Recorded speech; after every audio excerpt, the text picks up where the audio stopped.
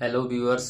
आज के इस वीडियो में मैं आपको 4 फ्रेजेस के बारे में बताने वाला हूं, जिसमें से पहला फ्रेज है डिजर्व टू, दूसरा फ्रेज है वर्थ टू, तीसरा फ्रेज है एटलीस्ट और चौथा फ्रेज है लाफिंग नो मैटर या नो लाफिंग मैटर। तो आइए देखते हैं पहला फ्रेज। ऑलमोस्ट सब ने सुना होगा, पर इसके यूज दो प्रकार से होते हैं। वो किस प्रकार से होते हैं सेंटेंस में समझेंगे। तीसरा है नो लाफिंग मैटर, कोई हंसी मजाक की बात नहीं, जिसका मतलब होता है। और चौथा है इज इट ओके इफ, चलेगा क्या। सेंटेंस को किस तरह से बनाएंगे आइए देखते हैं। तो व्यूअर्स, आज हमारा पहला सेंटेंस है डिजर्व टू और वर्थ टू के ऊपर। पहला सेंटेंस है this food is not worth eating. पहला सेंटेंस है this food is not worth eating. इसका हिंदी में मतलब होगा यह खाना खाने लायक नहीं है, यह खाना खाने लायक नहीं है। आप इसको एक तरीके से और बता सकते, ईटिंग की जगह हैविंग भी रिप्लेस कर सकते हैं। This food is not worth having, यह खाना खाने लायक नहीं है। आइए दूसरा सेंटेंस देखते हैं। This water is not worth drinking, यह पानी पीने लायक नहीं है। इसमें देखो आप worth, this water is not worth drinking, यह पानी पीने लायक।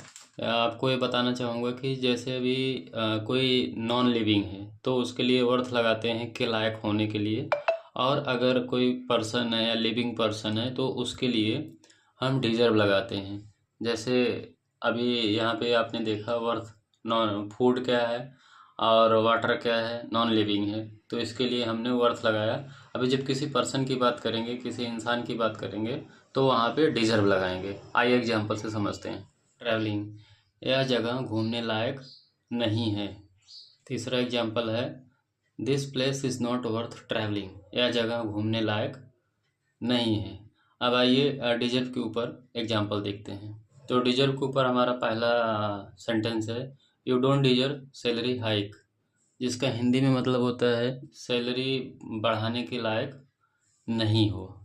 You don't deserve salary increase या you don't deserve salary hike, दोनों का हिंदी में मतलब वही है, आप सैलरी बढ़ाने के लायक नहीं हैं। आइए दूसरा एग्जांपल देखते हैं। दूसरा एग्जांपल है you don't deserve position like this, आप ऐसी पोजीशन के लायक नहीं हो। तो आइए देखते हैं तीसरा एग्जांपल डिजर्व के ऊपर। You don't deserve to be my friend. तीसरा एग्जांपल है you don't deserve to be my friend, इसका हिंदी में मतलब होगा कि आप हमारे दोस्ती के लायक नहीं हो। इस तरह के सेंटेंसेस आप बना सकते हो, जैसा कि आपको पैसा कमाने लायक नहीं हो, you don't deserve to earn money. इस तरह से और भी सेंटेंसेस बना सकते हो, जैसे you don't deserve husband like this, you don't deserve company like this, you don't deserve to speak English, you don't deserve the friendship like this, you don't deserve our friendship। तो इस तरह के sentences आप बना सकते हो, आपके ऊपर है कि कितना बेहतर ढंग से आप इसको यूज कर पाते हैं। तो आइए हम देखते हैं आज का तीसरा, आइए देखते हैं तीसरा फ्रेज आज का हमारा दूसरा फ्रेज है एटलीस्ट, जिसका हिंदी में मतलब होता है कम से कम। पहला सेंटेंस है कम से कम अब तो सुधर जाओ, कम से कम अब तो सुधर जाओ, at least mend your base now. कम से कम अब तो सुधर जाओ, ये हमारा पहला फ्रेज है आज का। At least mend your base now. At least के ऊपर दूसरा एग्जांपल देखते हैं।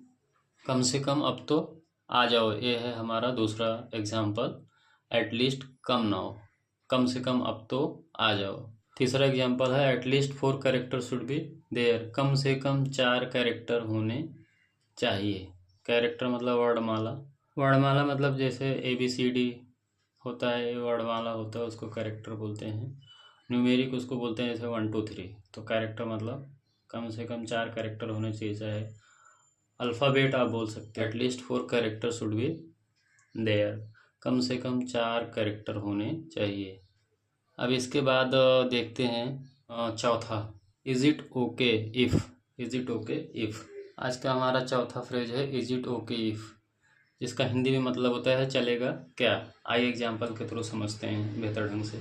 Is it okay if I come tomorrow, कल आऊँ तो चलेगा क्या। ये है हमारा इज इट ओके इफ़ का सेंटेंस। पहला सेंटेंस है कल आऊँ तो चलेगा क्या। Is it okay if I come tomorrow, कल आऊँ तो चलेगा क्या। ये है हमारा इज इट ओके के ऊपर पहला एग्जाम्पल। दूसरा एग्जाम्पल देखते हैं। दूसरा एग्जाम्पल है is it okay if I do it tomorrow, कल करूँ तो चलेगा क्या। कल करूँ तो चलेगा क्या। हमारा दूसरा एग्जाम्पल है is it okay if I do it tomorrow, कल करूँ तो चलेगा क्या। आइए एक और एग्जाम्पल देखते हैं। Is it okay if I don't come tomorrow, या फिर is it okay if I don't come, मैं ना आऊँ तो चलेगा क्या। ये है हमारा तीसरा एग्जाम्पल।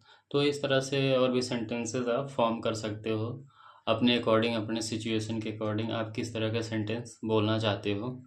तो इट डिपेंड्स ऑन यू कि आपके किस तरह से सेंटेंस को बोलना है। तो इस तरह से आप और सेंटेंस फॉर्म करिए। तब तक के लिए धन्यवाद। जय हिंद, जय भारत।